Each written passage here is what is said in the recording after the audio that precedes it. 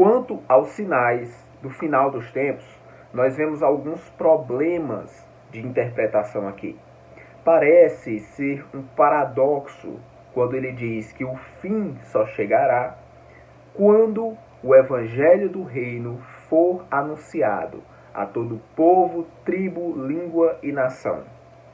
Mas como é que ele vai ser anunciado em todo o mundo no final dos tempos, se haverá poucos verdadeiros convertidos, poucos que carregam o verdadeiro evangelho?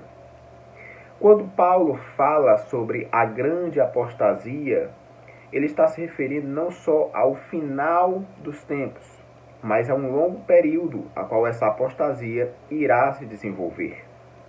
Porém, ela vai ter um pico máximo, porém diferenciado, um pico de engano, que será justamente nos últimos anos, nas últimas décadas da humanidade. O apóstolo foi claro ao dizer determinadas declarações sobre o anticristo, mas Cristo também deu várias pistas. Quando ele disse: quando o Filho do Homem vier à terra, achará fé nela?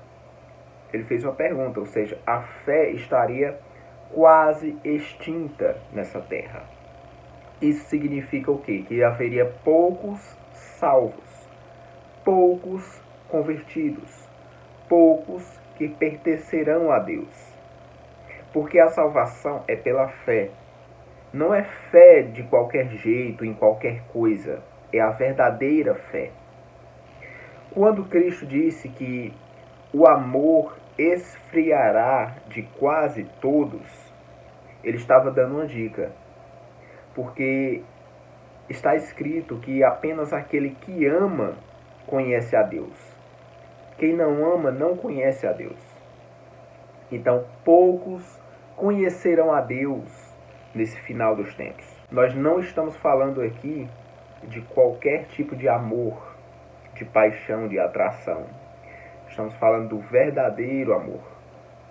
E aí você olha nas Escrituras o que significa isso. É muito claro ver que naquele tempo já havia falsos mestres, falsos cristos, falsos profetas. Porém, eles chamam a atenção para o final dos tempos como sendo o maior período de engano, de concentração de falsos profetas. E isso ainda é pior, porque junta com uma série de outros fatores.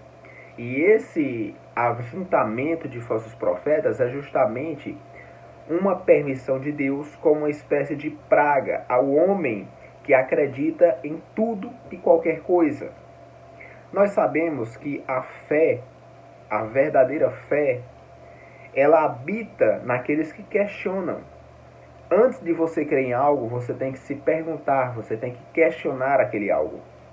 Porque se você for crer em tudo que lhe é apresentado, isso não é fé, isso é crendice. E aí entra a superstição.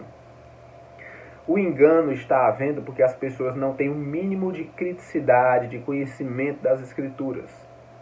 E eu vou mostrar isso posteriormente. Quando se vê a psicologia, ela estuda fenômenos mentais. Ou seja, o nosso cérebro, ele é capaz de pregar peças em todos nós. A própria psicologia comprova, se você passar muito tempo sem comer, muito tempo sem dormir, com o corpo, músculos fadigados, qualquer dessas coisas, isso é suficiente para fazer você ter visões, alucinações de coisas, ouvir coisas. O nosso cérebro começa a criar imaginações, alertas para o nosso corpo que está desfalecendo. Então, muitos sabem, muitos falsos pregadores sabem dessas técnicas da psicologia e utilizam elas para enganar o povo. Levam para retiros espirituais, colocam o povo lá noites sem dormir direito, às vezes alguns comem mal, Às vezes o corpo ele junta uma certa fadiga que as poucas horas de sono não são capazes de recuperar.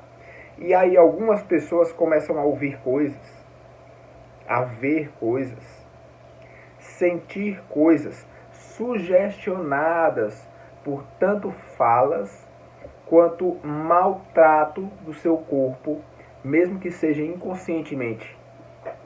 Uma coisa que a mente está acostumada é a repetição. E a repetição não importa se seja mentira ou verdade. Aquilo que você ouve e que permeia a repetição na sua mente acaba se tornando um padrão, acaba se tornando uma verdade. E muitos não lembram de um ministro da propaganda, de um ditador alemão que governou décadas atrás, eu não vou dizer o nome. Ele disse que uma mentira contada 1000 vezes se torna verdade. E é isso que está acontecendo. Pessoas estão ouvindo tantas mentiras nas igrejas por aí que acabam por considerar como verdade, sem ter um mínimo fundamento bíblico. Uma outra coisa preocupante e que ninguém se tocou ainda é que a sonoridade, a música, a entonação musical, ela é capaz de gerar uma alucinação na mente, na visão, na audição, no sentimento. A música, principalmente se ela é tocada vários minutos, várias horas, ela começa a gerar uma série de paranoia nas pessoas. E é por isso que muitas igrejas estão se utilizando de determinadas músicas por muitos e longos períodos de tempo. Existem retiros, até igrejas mesmo nos dias atuais, que passam horas tocando músicas. E aí há pessoas que dizem que viram algo, que ouviram algo, mas claro, você está usando a sua mente de uma forma psicótica, com uma finalidade que você não conhece, mas que esses mecanismos utilizados por esses falsos mestres estão causando. Muitas pessoas não estão bem nutridas, por mais que elas comam bem. Elas têm fadigas em várias partes do corpo. Às vezes acham que dormem, mas não dormem bem. Tomam cafeína demais. E nós sabemos que o corpo humano, ele prega peças. A mente humana prega peças. É muito interessante ver que métodos indutivos estão sendo usados nas igrejas para fazer com que pessoas acreditem naquilo que não existe. Para fazer com que pessoas tenham sensações ou sentimentos que não existem. Estão sendo sugestionados, aquele efeito manada, um puxa os outros, e uma série de outros falsos métodos que estão sendo implementados há muito tempo. Se as pessoas não tiverem um mínimo conhecimento deste mundo, do seu corpo, das coisas criadas por Deus, da Escritura, para saber diferenciar, o engano vai rolar. E é por isso que Cristo disse que quando ele viesse, haveria pouca fé na terra. Ele disse que abreviaria sua vinda, porque senão não haveria mais nenhum escolhido. Não haveria mais nenhuma carne sobrando aqui. Haverá poucos verdadeiros.